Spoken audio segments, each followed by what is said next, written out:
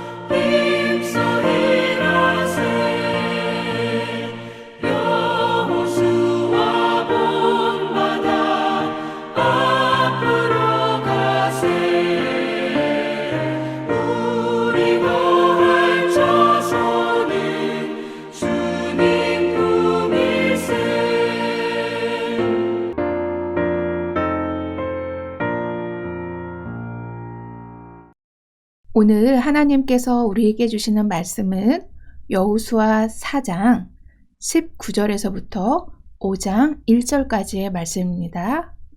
여호수아 4장 19절에서부터 5장 1절까지입니다. 함께 읽겠습니다. 첫째 달 10일에 백성이 요단에서 올라와 여리고 동쪽 경계 길갈에 진침해 여호수아가 요단에서 가져온 그 12돌을 길갈에 세우고 이스라엘 자손들에게 말하여 이르되 후일에 너희의 자손들이 그들의 아버지에게 묻기를 이 돌들은 무슨 뜻이니까 하거든 너희는 너희의 자손들에게 알게 하여 이르기를 이스라엘이 마른 땅을 밟고 이 요단을 건넜음이라.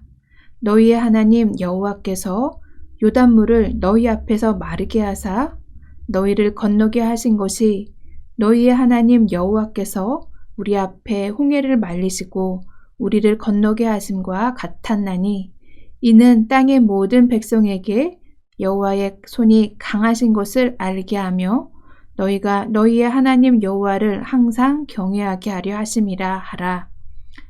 요단 서쪽의 아모리 사람의 모든 왕들과 해변의 가나안 사람의 모든 왕들이 여호와께서 요단물을 이스라엘 자손들 앞에서 말리시고 우리를 건너게 하셨음을 듣고 마음이 녹았고 이스라엘 자손들 때문에 정신을 잃었더라.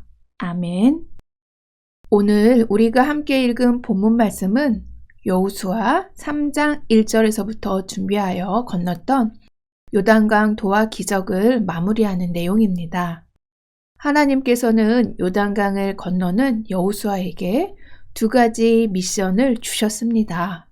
그것은 먼저 제사장들의 발이 굳게 서 있는 요단강에서 12개의 돌을 취하여 그들이 유숙할 곳에 두는 것입니다. 그리고 다른 하나는 강 밖에 있던 12개의 돌을 취하여 요단강 한가운데 언약궤를 메고 서 있는 제사장들의 발 옆에 세우는 것입니다. 이처럼 세워둔 각각 12개의 돌들은 비록 스스로 말할 수는 없을지라도 요단강을 마른 땅으로 건넜던 이스라엘에게 증거가 될 것입니다. 그런데 우리는 이렇게 생각할 수도 있습니다. 제사장들이 요단강에서 나오면 다시 물이 흘러서 거기에 세워둔 돌들은 물에 잠겨서 볼 수 없을 텐데 왜 굳이 요단강에까지 돌을 세워야 했을까? 그런데 요단강도 역시 이스라엘에서 흔히 볼 수 있는 와디로서 건기에는 실개천 정도로 변하기 때문에 이스라엘이 옮겨놓은 돌들을 볼 수 있게 됩니다. 그래서 그들은 요단강 물이 줄어들 때마다 그 조상들이 길갈에 세워둔 12개의 돌들과 그리고 요단강 한가운데 세워둔 12개의 돌들을 서로 볼 수 있었던 것입니다. 하나님은 이스라엘이 장래의 후손들에게 그 의미를 알게 해줄 것을 명령하셨습니다. 그렇다면 이스라엘은 장래의 후손들에게 무엇을 알게 해야 할까요? 오늘 본문에서 21절은 이 돌들이 무슨 뜻입니까? 라는 질문으로 그리고 22절에서 24절은 이 질문에 대한 대답으로 이루어지고 있는데요. 그 형식이 교리문답 형식이라는 겁니다. 성도 여러분, 교리문답의 형식이라는 것은 단순히 역사적인 지식과 정보를 전달하는 것이 아니라 아버지의 신앙을 자신의 자녀에게 고백하고 있다는 것입니다. 그래서 그것은 단순히 우리가 우리나라의 유명한 산을 자녀와 오르다가 여기저기 쌓여있는 돌무더기를 보고 이것이 무엇이냐고 묻는 자녀에게 자신이 알고 있는 지식과 정보를 말하는 수준이 아니라는 것입니다. 그렇다면 이스라엘은 장래의 후손들에게 하나님을 향한 신앙을 무엇이라고 대답했을까요?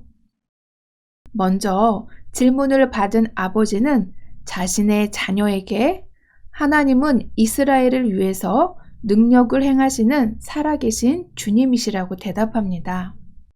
살아계신 하나님께서 선조들 앞에서 홍해를 말리시고 마른 땅으로 건너게 하셨던 것처럼 살아계신 하나님께서 이제는 요단강을 말리시고 그 후손들이 마른 땅으로 건너게 하셨다는 것입니다.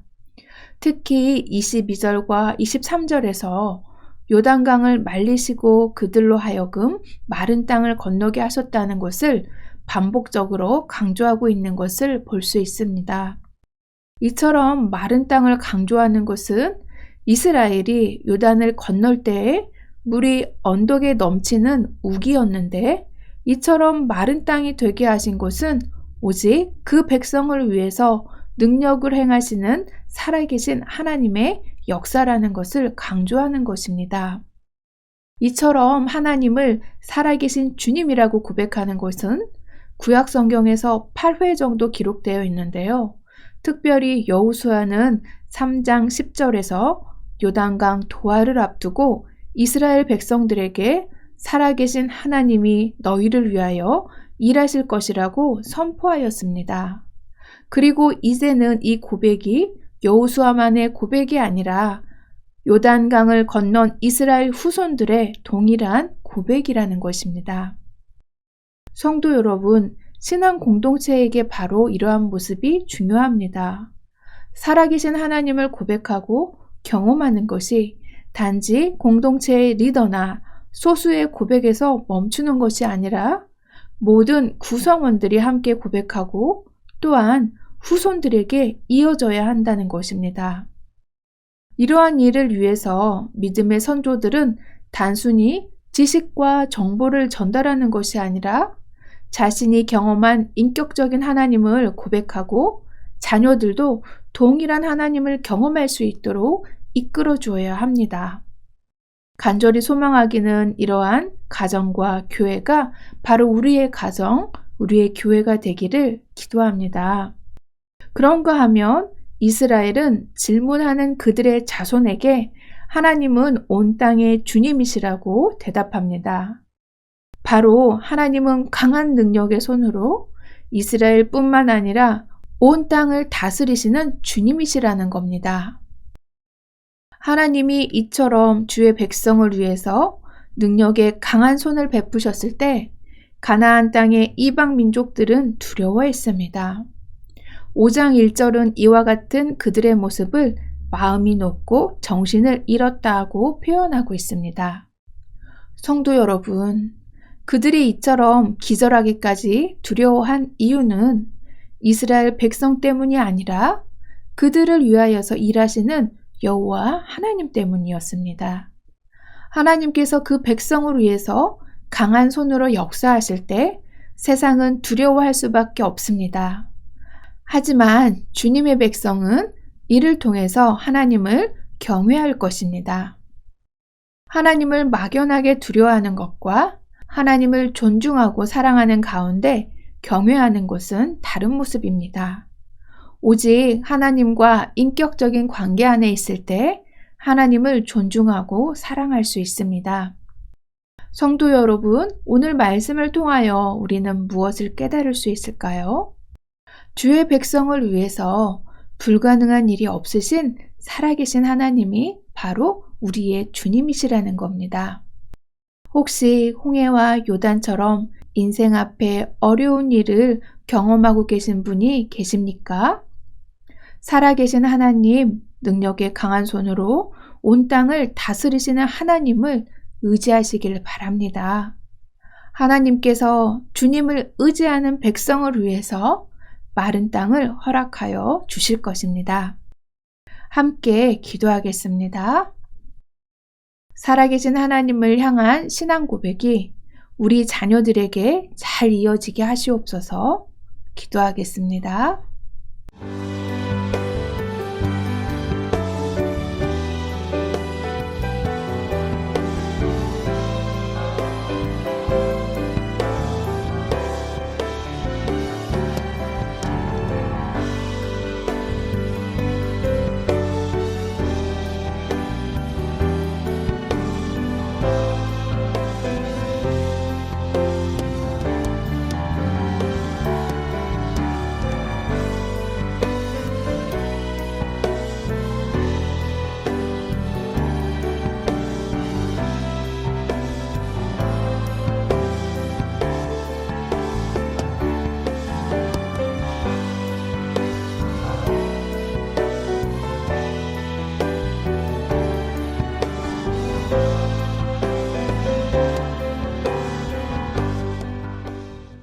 살아계신 하나님, 주님은 주의 백성을 위하여 능력을 행하시는 살아계신 주님이십니다. 우리 자녀들이 부모가 고백하는 살아계신 하나님을 의지하며 함께 믿음의 길을 걸어갈 수 있도록 도와주시옵소서. 주의 자녀를 위해서 일하시는 하나님을 인격적으로 만나고 경외하는 복된 삶을 살게 하시옵소서. 감사드리며 예수님의 이름으로 기도합니다. 아멘.